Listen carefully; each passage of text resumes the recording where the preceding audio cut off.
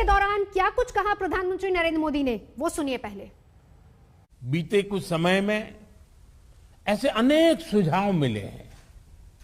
अनेक जिलों में परिस्थिति के अनुसार कई इनोवेटिव तरीकों की भी जानकारी आप लोगों से मिली है।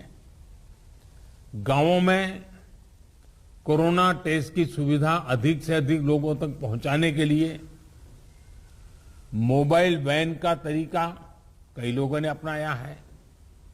स्कूलों, पंचायत भवनों को कोविड केयर सेंटर्स में परिवर्तित करने का कुछ लोगों ने इनिशिएटिव लिया है।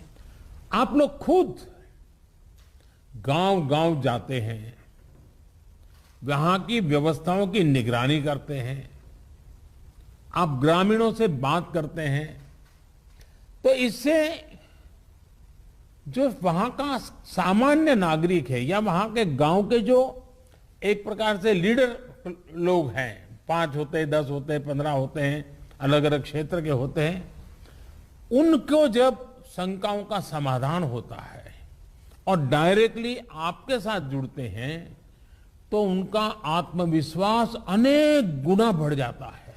आपकी मौजूदगी से, आपके संवाद से गांव में ये डर निकल जाता है कि कुछ हो गया तो हम कहां जाएंगे। इससे लोगों में साहस के साथ ही अपने गांव को बचाने की जागरूकता भी बढ़ती है। और मेरा आग्रह है, हमें गांव-गांव यही संदेश पक्का करना है कि हमें अपने गांव को कोरोना से मुक्त रखना है और लंबे अरसे तक जागरूकता से प्रयास करना है। ये वायरस म्यूटेशन में स्वरूप बदलने में माहिर है, एक प्रकार से बहुरूपिया भी है और ये वायरस धूर्त भी है। तो हमारे तरीके और स्ट्रेटेजीज भी डायनेमिक होने चाहिए।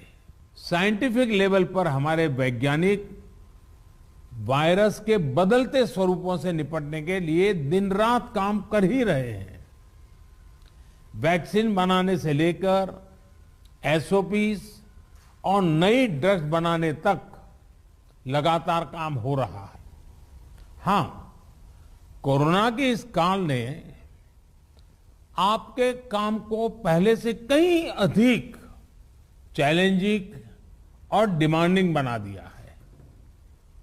महामारी जैसी आपदा के सामने सबसे ज्यादा अहमियत हमारी संवेदनशीलता और हमारे हौसले की ही होती है।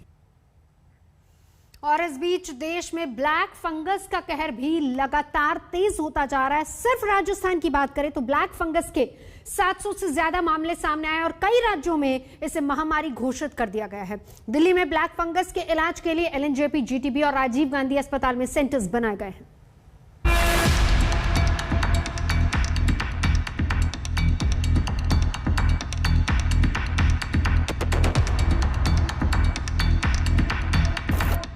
कोरोना की जंग खत्म नहीं हुई और नई आफत आ गई है।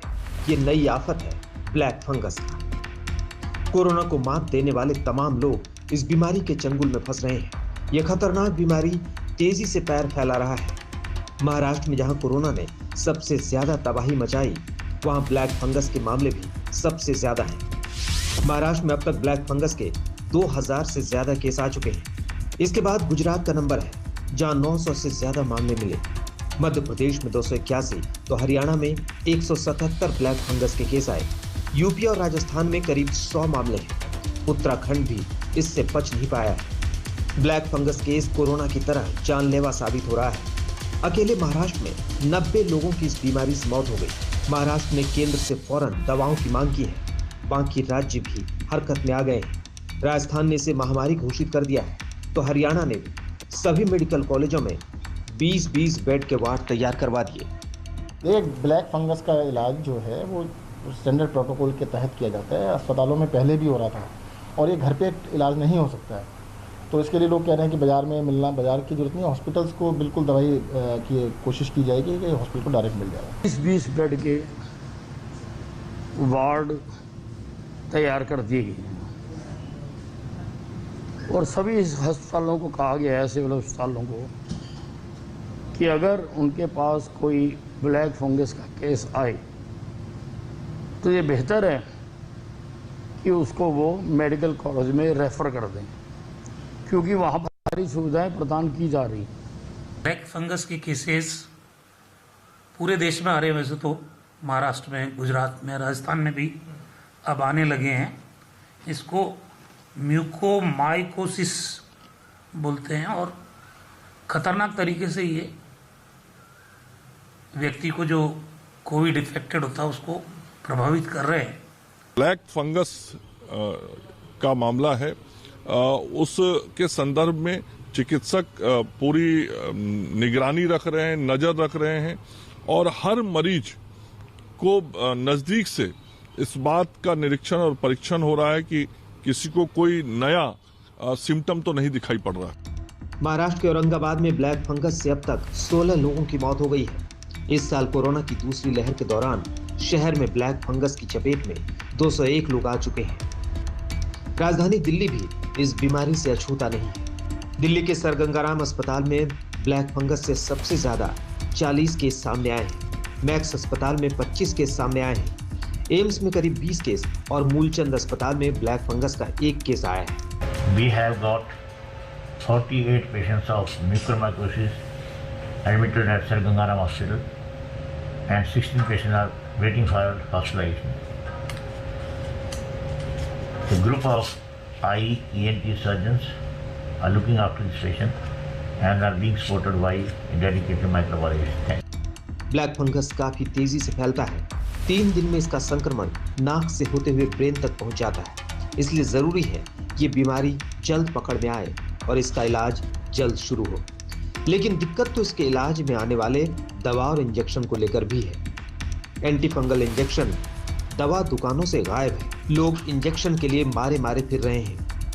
मैं 4 दिन से यहाँ राउंड लगा रही हूँ, सुबह शाम। मैं सुबह 9 बजे आ जाती हूँ, इसके शाम को 7 बजे अंधेरा होने पे घर जाती हूँ। उसके बाद भी मुझे एक इंजेक्शन भी अवेलेबल नहीं हुआ। मेरे पेशेंट ने आज मुझसे ये बोल दिया कि मैं मर जाऊंगा, घर ले चलो। यहाँ पर 3 दिन से इंजेक्शन के लिए मैं परेशान हो रहा हूँ। जब से गवर्नमेंट ने अपने अंडर में लिया है तब से मुझे कोई इंजेक्शन अवेलेबल नहीं हो रहा। हॉस्पिटल वाले बोलते हैं हमारे पास है नहीं, गवर्नमेंट ने अपने अंडर में ले लिया है। पर यहाँ के डीन बोलते हैं कि हमारे यहाँ 70 पेशेंट होंगे तो हम उनको देखें कि आपको देखें। तो मैंने कहा सर हम अपने पेशेंट को मरने देखे। यहाँ पर गवर्नमेंट कोई व्यवस्था नहीं कर रही है।